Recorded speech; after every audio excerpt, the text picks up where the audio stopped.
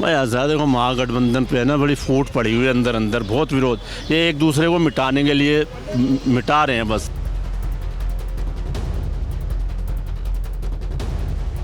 और उधर शकील अहमद और अल्लाह वरू जो वहाँ का प्रभारी है कांग्रेस का, उनकी लड़ाई हो गई पप्पू यादव के समर्थकों। जब पप्पू यादव जो उसकी पार्टी में विलीन हुआ था,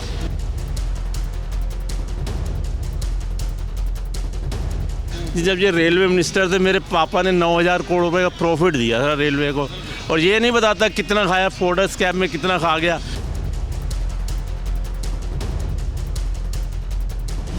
सर, बिहार में चुनाव एक तरफ देखा गया कि एनडीए ने अपनी सीटें बांट ली है, लेकिन एक महागठबंधन है जो अपनी सीटों का बंटवारा ही नहीं कर पा रही। कैसे देख रहे हैं सर? भाई आज़ाद को महागठबंधन पे है ना बड़ी फूट पड़ी हुई है अंदर अंदर, बहुत विरोध। ये एक दूसरे को मिटाने के लिए मिटा रहे हैं बस। ये सोचते हैं। अब मेरे को था महागठबंधन के पास कैंडिडेट नहीं है, उनको मिल ही रहे कुछ। अभी जो है आपने देखा होगा कि तेजस्वी यादव ने सिर्फ 1-2 बंदे, अब जो तेज प्रताप सिंह है जिसको उसको पार्टी से निकाल दिया, तेज प्रताप सिंह उसके तेजस्वी यादव के भाई को, उसको फैमिली से अलग कर दिया। तो अब उसकी जो एक्स वाइफ है जो ऐश्वर्या राय, उसकी बहन को जो है ना वो उसने परसा से टिकट दे रहा है वो तेजस्वी यादव।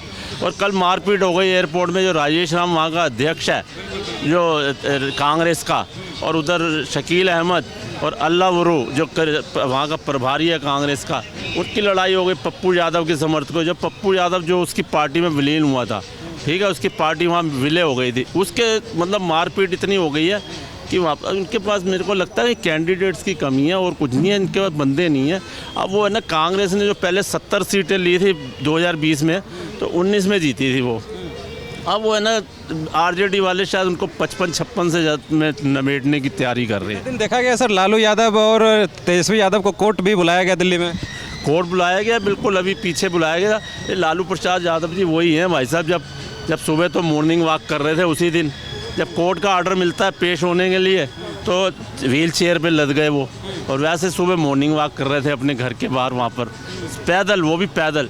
तो ये ऐसा है, ये सारी उनके सारे केस हैं। फोर्डर स्कैम, IRTCT, जो आपको इंडियन रेलवे जो है आपका कैटरिंग ट्रांसपोर्ट कॉरपोरेशन है, उसका केस चल रहा है, और जो लैंड फॉर जॉब का केस चल रहा है। इनके पास केस ही केस हैं ऊपर, इतने पैसे बनाए हैं बस। इनको तो बस तेजस्वी यादव तो बस एक ही गुण गाता रहता है। जब ये रेलवे मिनिस्टर थे, मेरे पापा ने 9,000 करोड़ रुपए का प्रॉफिट दिया था रेलवे को, और ये नहीं बताता कितना खाया, फोर्डर स्कैम में कितना खा गया, RTC घोटाले में कितना खा गया, लैंड फॉर जॉब।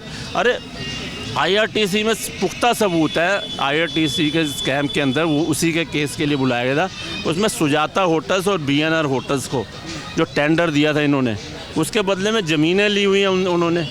बताओ, उनको कौड़ियों के भाव से वो उन्होंने टेंडर दे दिया, और उस टेंडर में पूरी हेरा फेरी हुई है, रिगिंग हुई है ज़बरदस्त।